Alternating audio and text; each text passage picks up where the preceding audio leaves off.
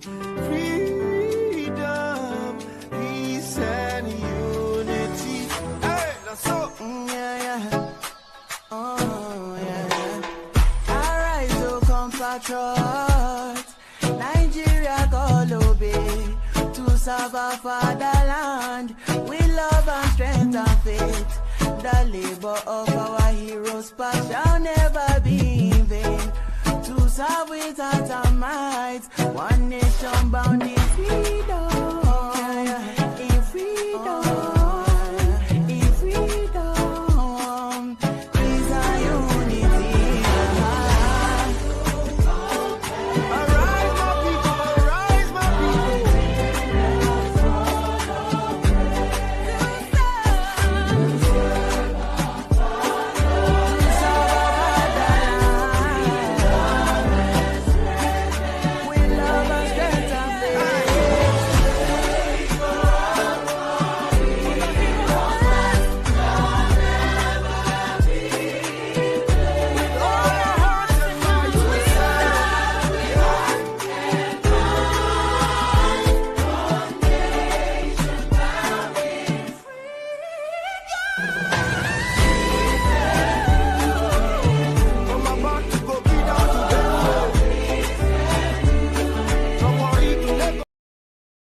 The United States underwent a transformative change after South Carolina seceded from the Union in 1860, followed by other states, leading to the Civil War in 1861.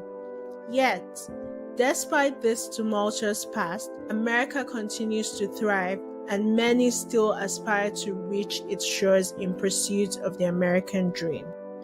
Just as the sun has consistently shone, Nigeria's union has been subject of contention since its formation in 1914, when the northern and southern protectorates were united into a single entity. Despite numerous attempts to address the issues, the divisions have only grown wider. Is it time to overhaul our system and focus on good governance to create a more united and prosperous nation? Or is it time to separate? By advocating for a system based on the desire for good governance rather than ethnicity, we can move towards a brighter future, recognizing that there is a time for everything, including birth, death, war, and peace. We have the opportunity to reshape our nation's destiny. Join us for a thought-provoking and hopeful conversation as we explore this topic on various social media platforms. Let's work together to build a better future for all.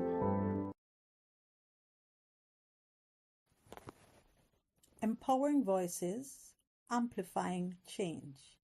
Welcome to Ovo Project Freedom, your hub for thought-provoking conversations and inspiring stories from Africa and the diaspora.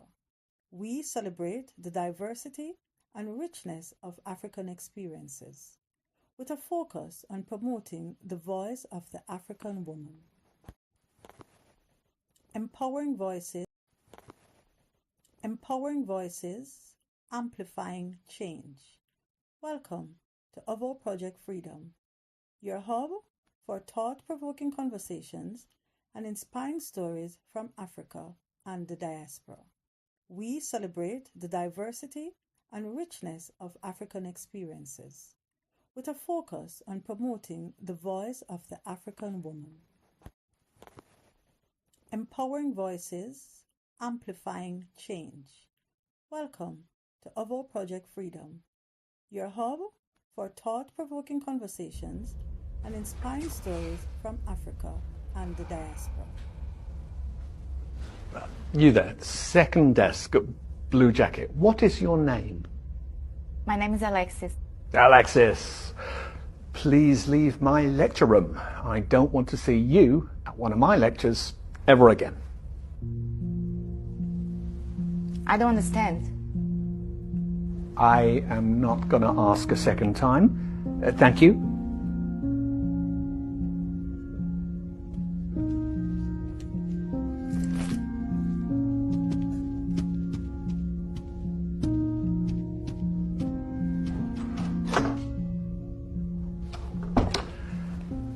Why are there laws? What are laws for? Anyone? Social order? To protect the person's personal rights. So that you can rely on the government? Justice? Thank you. Tell me, was I unfair to your classmate just now? Indeed I was. So, why didn't any of you protest? Why didn't any of you try and stop me? Why didn't you want to prevent this injustice? You see, what you have just learnt, you wouldn't have understood in 1,000 hours of lectures unless you lived it. You didn't say anything because you weren't affected yourself. And this attitude speaks against you and against life. You think it doesn't concern you, so it's none of your business. Well, I'm here to say, if you don't help bring about justice, then one day you too may experience injustice, and there will be nobody there to stand before you. Truth and justice lives through us all, and we must fight for it. Because in life and work, I mean, we often live next to each other, but not with each other. We console ourselves that the problems of others are nothing to do with us, none of our business. And we go home glad at night that we're spared, but it's about standing up for each other. Every day an injustice happens in business, sport, or on the tram. Relying on someone else to take care of it is not good enough. It is our duty to be there for others, to speak up for others when they cannot. I am here to teach you the power of your voice. I want you to learn critical thinking to empower you to stand up for what is right, even if it means going against what everyone else is doing. Let's begin.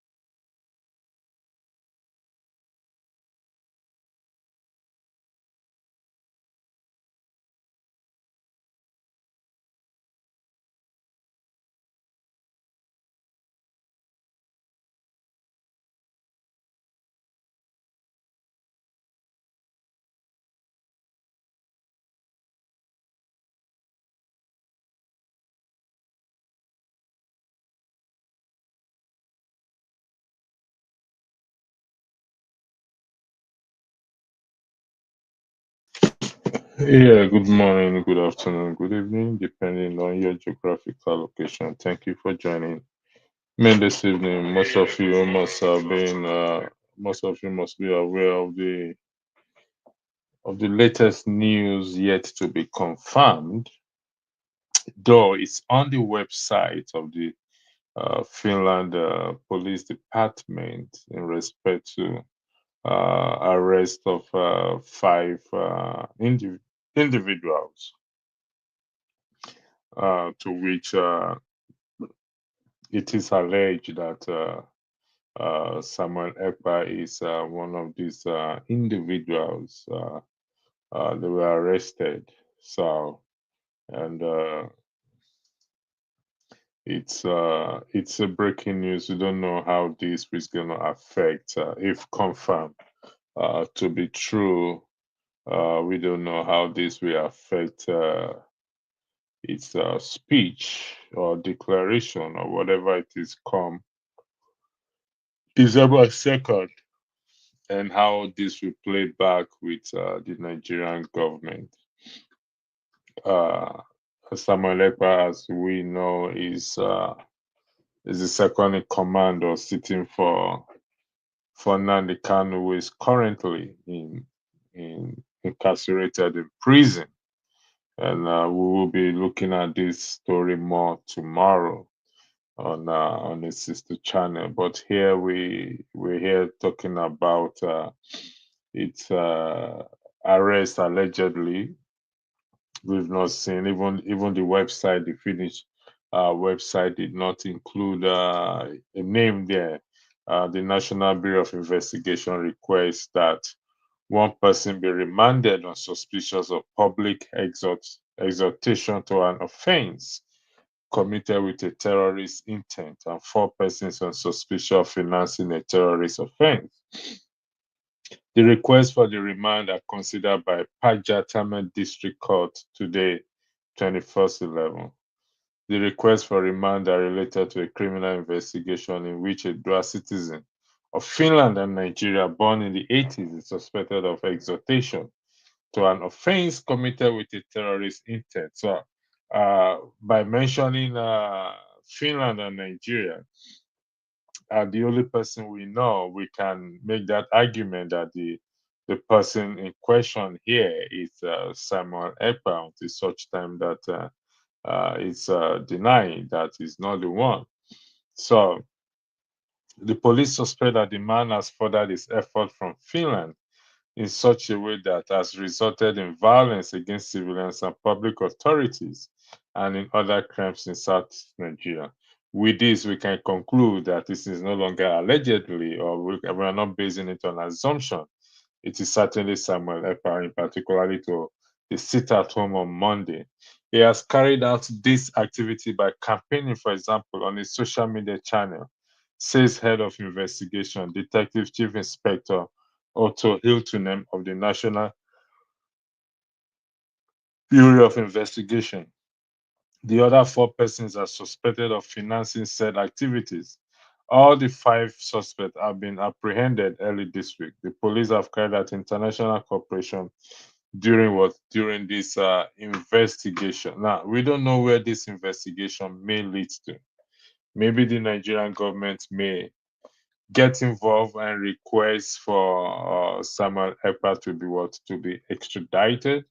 We don't know how it's going to play out. So, but I am of the opinion that it may likely to face Nigerian government may likely request for its extradition if they have something to give in return, or if the Finnish government is requesting something in return, which we cannot rule out.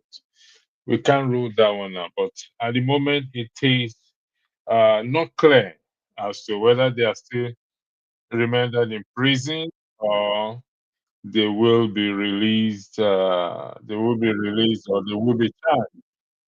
So we don't know about that.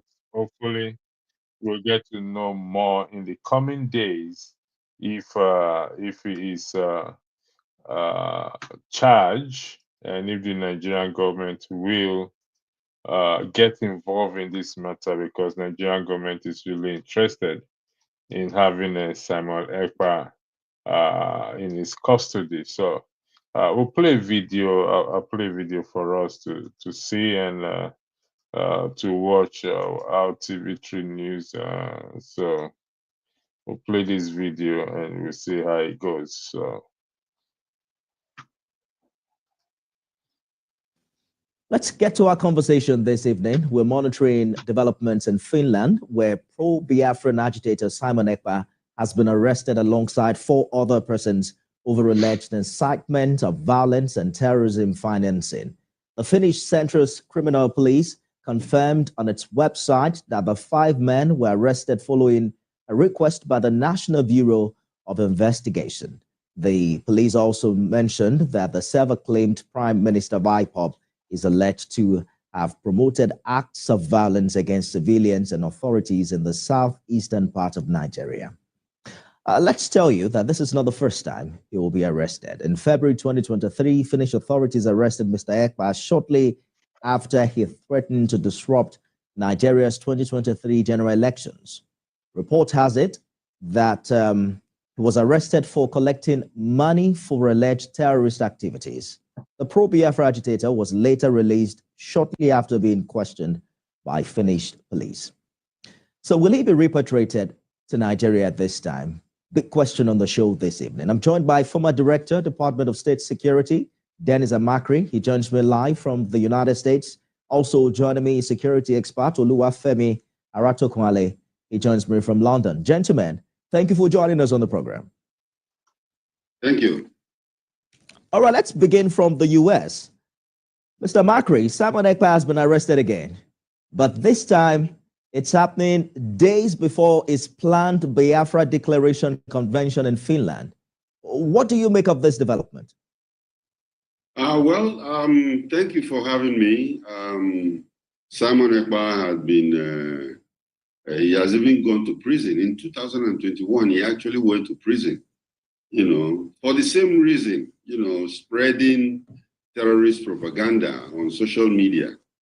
And then now he has been arrested again. And I think what it might, I don't know how long he will be kept, because in 2003, when he was arrested, he was let go after some time, So this time, I don't know if they're going to keep him, because it has been a concern for the Nigerian government, at the same time also for the Finnish government.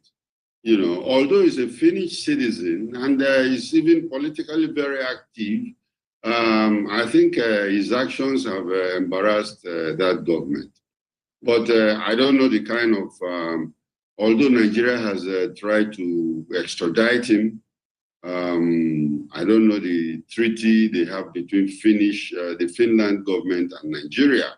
But by ordinary agreement or cooperation between security agencies like the National Intelligence Agency in Nigeria can collaborate with their MBI and then maybe get him back to Nigeria to answer for all the crimes that he has been accused of. Mr. Aratokunle, the allegations against Ekpa this time has to do with terrorism funding, as well as allegations that he's causing trouble, some violence in southeast Nigeria. Just like Mr. Makri said, this is not the first time he was arrested and released by the Finnish authorities. As a matter of fact, the Finnish government in time past has raised concerns about his rights as Finnish citizen. What do you think is happening this time? How big do you think these allegations are? Thank you again for having me. And the first thing I think I'm going to say is, number one, he has been arrested before. He was released. Now rearrested again for the second time or the third time. And don't let us forget one thing. We might say he's a Nigerian, he's from the southern part. At the same time, this is a Finnish citizen. The way the laws over there are going to treat him will be solely different from the way the Nigerian law will definitely treat him. Don't forget, everything happening to Nnamdi Kanu presently is completely being viewed all over the world. So the question is this: do we have a judiciary system that can be trusted if Simon Ekpa is actually repatriated back to Nigeria? And again, on the other hand, on what basis are they going to say they want to repatriate him back to Nigeria? Do not forget, we're going to be having human rights lawyers and activists coming out in his defense.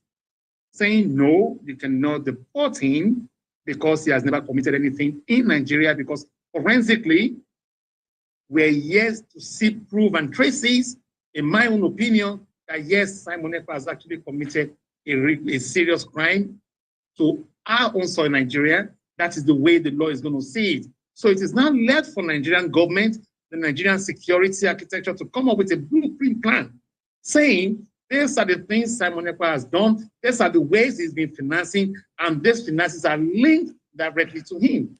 If that is not established, it is going to be a very hard one for him to be repatriated back to Nigeria. However, don't let us forget, in Finland over there, Simon Ekpa might probably be given just ordinary fine penalty that, hey, don't do this again, stop it that way. And that's it, that ends it. Don't use bullet points in a presentation. Look, if you are responsible for driving new sales into a business, you... Mr. Makri, you have been with the DSS. Perhaps you want to tell us how huge these allegations are. Has he really committed any crime that has one way or the other infringed on Nigeria's national security? Well, you have to realize that when people stay outside a country and incite, people inside another country, of course, it's a crime against national security. And when you look at it of what he has been doing, they sit at home, and then those who refuse to sit at home are being killed, openly. And then, of course, he has never denied that those are his boys doing what he has asked them to do. So you find out that, yes, these kind of crimes do happen. When you look at in the prism of national security, even radio, illegal radio station. I'm sorry, I don't think I'm going to agree with you on this one, Mr. Dennis, because in these states whereby we have the sit at home, do not let us forget we have legal governors there, we have established governors there, and we have established security forces there. So the question is this: what are they doing? Mr. Makri, you want to respond to that? Why have they not been apprehended so far? Is that why you don't agree with me? No, I'm not saying this. Let me tell you. Yeah, the point I'm trying to make is this: we have a governor, a sitting governor. Over time, okay. What are they doing? Yeah, let's look at the facts first before we think of what the governors are doing. When people, I know people who live in the eastern part of Nigeria. People who don't, on Monday, they don't, what are you doing? You are still at home? Yes, they are not going to work today because today is sit at home. The people don't even listen to the governor because the governor does not even have the means of not enforcing that. Because if you don't stay at home and you come out, people have been known to have been killed. Okay? So they're talking about the powers of the governor to go and, stop these people. It's a different ball game altogether from what you're saying. I hear you, gentlemen. Allow me to come in here. Let us explore what has been or what is expected to be a collaboration between both countries. I want to assume that both of you agree to the extent that his actions on social media, his call for funding is really an infringement on national security in Nigeria. What happens between Nigeria and Finland? For instance, earlier on in August, Finland's Minister for Foreign Affairs was here, and they were, alongside with other ministers, other Nordic counterparts, they were concerned about trade relations with Nigeria. Do you think they are under any form of obligation to have him repatriated? I know you raised issues of human rights concerns earlier, Mr. Luafemi. You see, what I'm still going to say is this. What we can do regarding what he's been doing on social media is simple. Cut him off the social media communication area. If we can do that and establish that with the Minister of Communication we have in Nigeria and that of the Finland, then we are heading somewhere. Somehow along the line, we seem to have allowed him to say everything he wants to say. It seems we have allowed him to incite hatred. And what we should be asking ourselves is this: what would have happened to a young man to have hated his country so much, to have this to have this bad intention or evil intention towards his own motherland, to the extent of inciting hatred, killings, and all the rest? So these are the things we need to really, really focus on and establish. But we've not even been able to regulate social media in Nigeria. It will be difficult to regulate it all the way from Finland. Let's take a short break, and we'll be right back. This is why your blood sugar spikes and feet burns. Did you know type 2 diabetes is a completely reversible condition? You may not know this, but the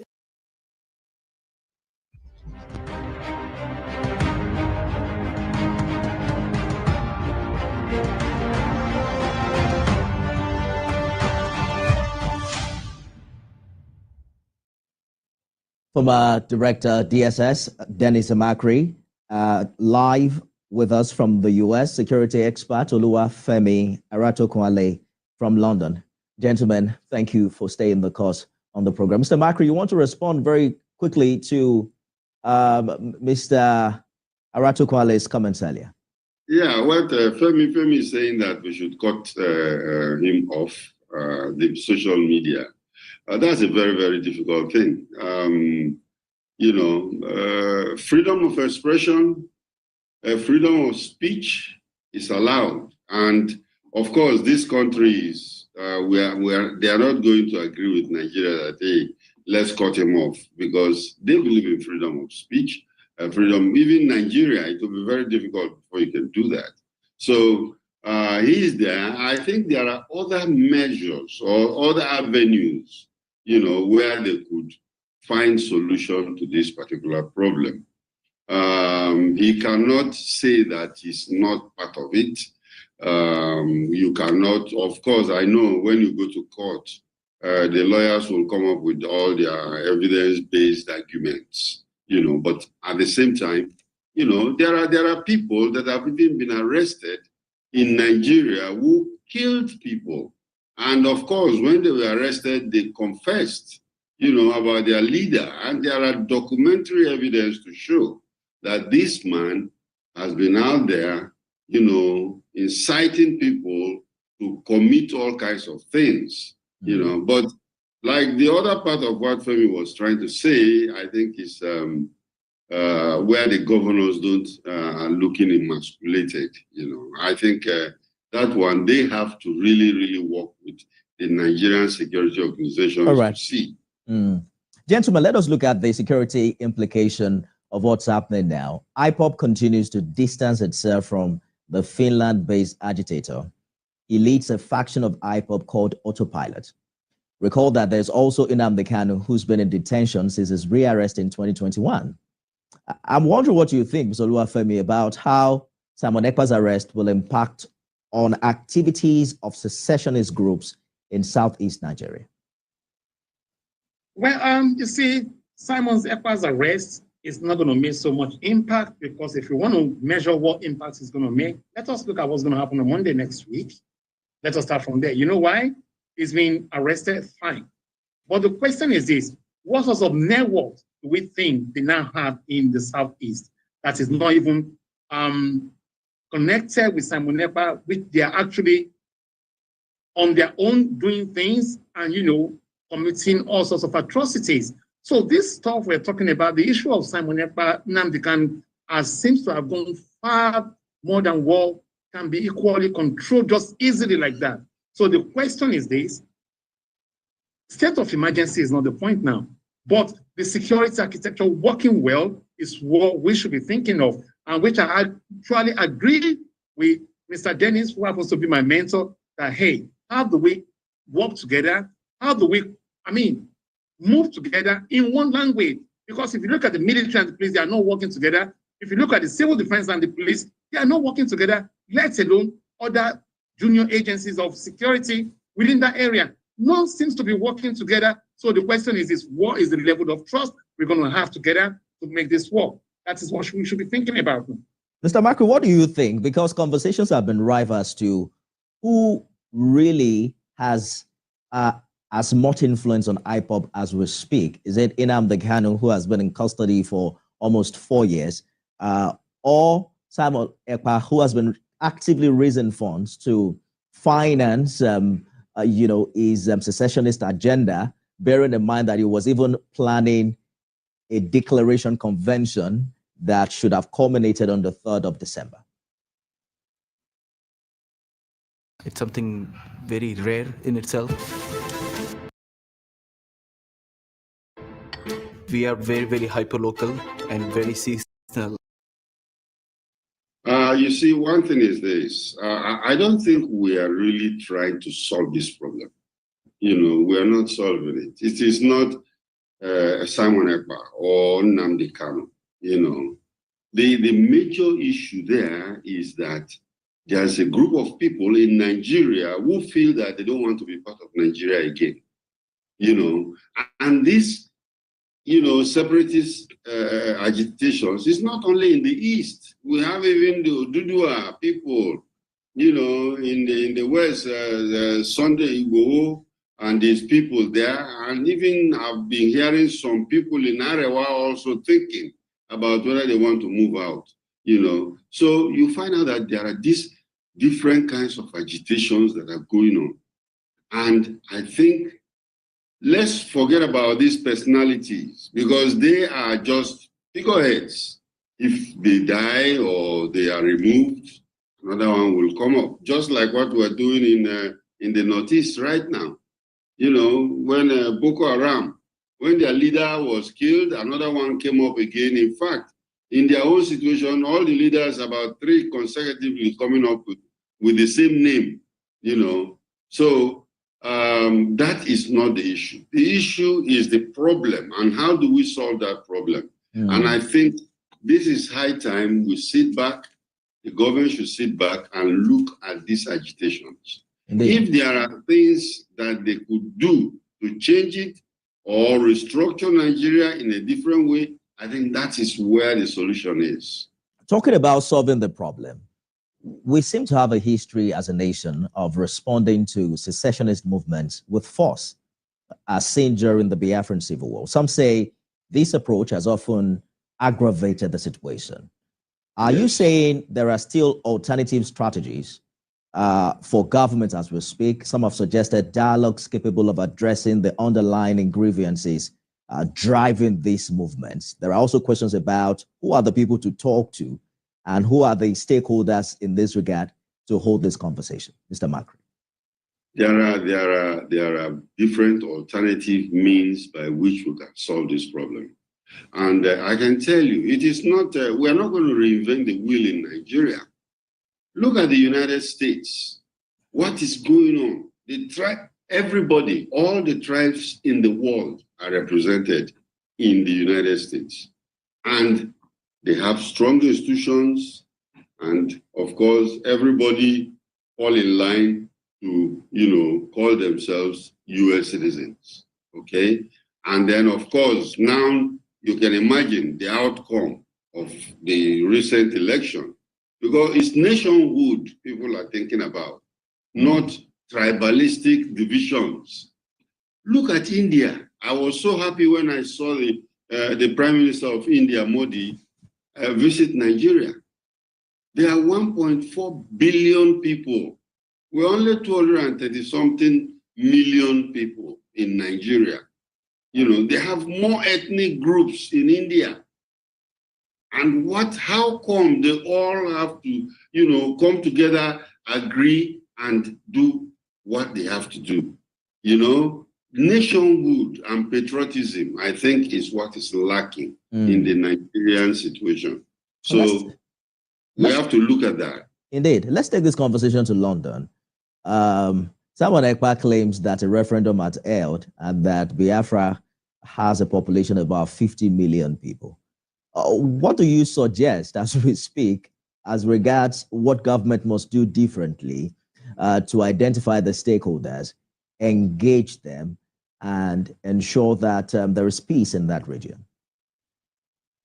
And you see, thank you. Not that we don't have stakeholders in the southern part of the country, which is the Igbo land. Even I personally, myself, as I speak to you, I'm partly Igbo because my mom came from the Imo State area, which is Abachekebe, my area as well, and I'm partly Yoruba. There was a time when there was this group of people, Nnamdi Kanu and the rest of them. They came to London, they came to soccer, and there was a meeting conveyed over there, and I asked a simple question. Now that you want to leave Nigeria, you want to be on your own, what happens to someone like me, who happens to be half Yoruba, half Igbo? What should I do? And the next thing, oh, Femi, you shouldn't have said this, blah, blah, blah, blah, blah. It became a problem. So what Mr. Dennis said, patriotism is key. Can anybody that's actually born in Imo State come out and say, yes, I am from Imo State? They will look at him that, no, you are Yoruba, you are not from Imo State.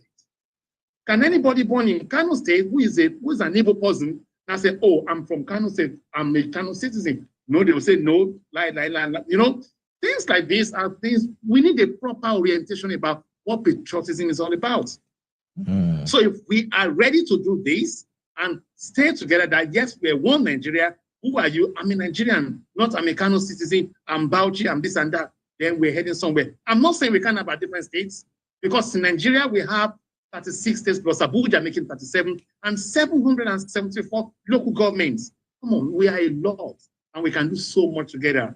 But the question is this, are we well represented with all these local governments we have in Nigeria? We have different cultures, different languages, but the question is this, if we don't solve this issue, then the insecurity we have in Nigeria will go on and on and on. Some have also said that perhaps attention is to basic human needs and being able to provide security and welfare to the average Nigerian. Do you think this is a clarion call on government to begin to address these basic issues, Mr. Macri? I have been working hard to learn the required content. I know that many students can relate to this. Fortunately, the app... I think this call has been with government. Government knows it, but I don't know why it is not being executed. Even our constitution said it. The very first section there, whether the security and safety of the citizen is the fundamental objective of government. So why are we not looking at the security and safety of our people? That's the first thing we have to look at. We want to create even state police. People are, oh no, we can't have state police now. I see people come on TV and say, oh, we cannot because the states cannot pay for it, and this and that and that and that. We have been, governors have been pocketing security funds over the years. And all these monies, why don't you, if that is the fundamental objective of government, why don't you take care of security before you even go and start building roads? Take care of security first, because that's a fundamental objective of government. All right. But we'll leave it aside and we'll go some other places, and that is, misplaced priority. Gentlemen, we have completely run out of time. I'm sure both of you agree that we can exhaust this conversation in 30 minutes. Absolutely. So we'll come back to it. Oluwafemi Aratokwale joined us live from London. Thank you so much for talking to us. Thank you. Dennis Amakri, former Director, Department of State Security, live from the United States.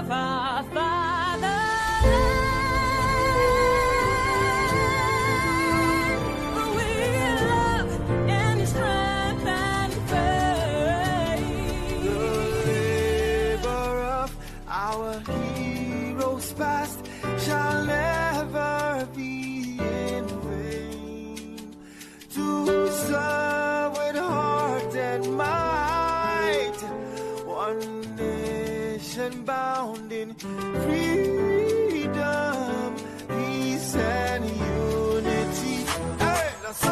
yeah, yeah. Oh, yeah, yeah.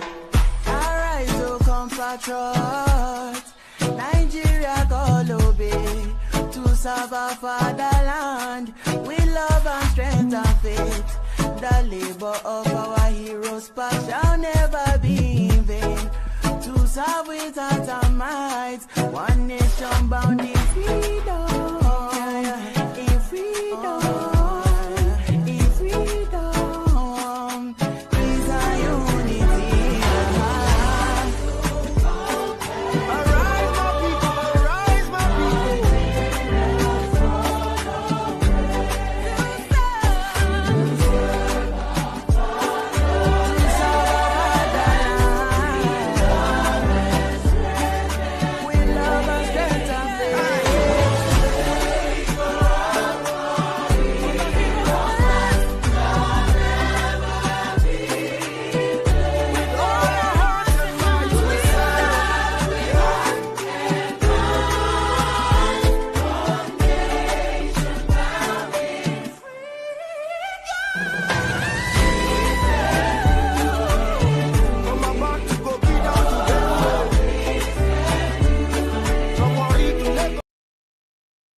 The United States underwent a transformative change after South Carolina seceded from the Union in 1860, followed by other states, leading to the Civil War in 1861.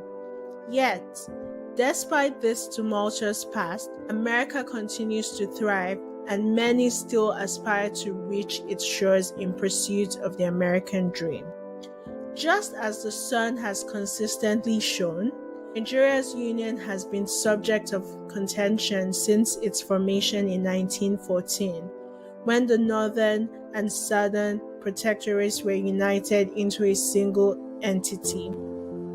Despite numerous attempts to address the issues, the divisions have only grown wider. Is it time to overhaul our system and focus on good governance to create a more united and prosperous nation? Or is it time to separate? By advocating for a system based on the desire for good governance rather than ethnicity, we can move towards a brighter future, recognizing that there is a time for everything, including birth, death, war, and peace. We have the opportunity to reshape our nation's destiny. Join us for a thought-provoking and hopeful conversation as we explore this topic on various social media platforms. Let's work together to build a better future for all.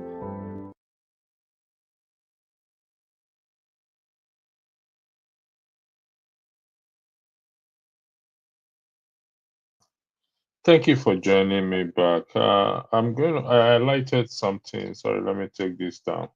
Yeah. If you listen to the podcast that was played from TVC News, the reference to the Constitution, and we will be looking at this topic in our next podcast. One nation, indivisible and indissoluble.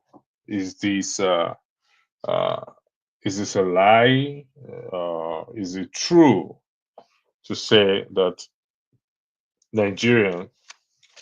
Let me read from the Constitution to help us understand better. It said, "We, the people of the Federal Republic of Nigeria, having firmly and solemnly resolved to live in unity and harmony as one indivisible and indissoluble sovereign nation under God, dedicated to the promotion." And when we check the definition of indivisible and indissoluble, it means something that's not divisible, not separable into parts, incapable of being divided. One nation, indivisible. Indissoluble means impossible to dissolve, do away with, break up, or decompose. Now, is that the case with Nigeria as it is today? If that is the case with Nigeria as it is today, How did we arrive at that conclusion? Is that a lie that we've been told over the years? And if so, how many people believed in this lie? That it's indissoluble and indivisible. I don't think anyone actually believe in it, despite the fact that we want one Nigeria. Does not necessarily mean that people believe in the one Nigeria that it cannot be divided. Of course, it can be divided if it's not working, and that is where we stand at today. That repeat a lie often enough and it becomes the truth. What is then the truth? What is therefore the what? The truth. So this is where we often we're gonna be having challenge. Our next broadcast will be one nation divisible and indissoluble. Is it possible for a nation not to be divided and what and indissoluble, particularly a nation like Nigeria that we see today where things are not working. And as such, we've seen different groups wanting to break away, maybe on the path on the tribal line or ethnicity or religious line. Everybody wants to break away. But how does this solve the problem? If this will solve the problem, that is fine. But the suggestion or the idea that a nation is indivisible and indissoluble is not correct at all. That is absolutely a fallacy, particularly in the context of Nigeria. It can be divided uh, into different countries, and it can be dissolved if it's not working. People can break away if it's not working. So, however, that is in the Constitution of the Federal Republic of Nigeria, and if hopefully we will get that aspect amended if possible, if things are not working out. But the intent also may be there. We must not dismiss the intent. When it was written, what was intention? Was intention really genuine that we want to have a country that is indivisible and indissoluble? If the intent is genuine, then people like Obasanjo, the past government, should have worked towards having a country that is indivisible and indissoluble. But lo and behold,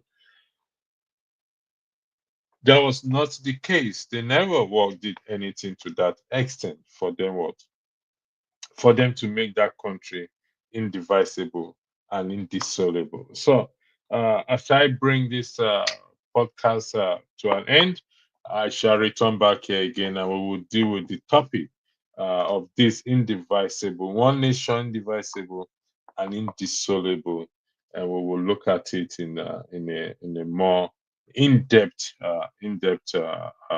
analysis if that is the case.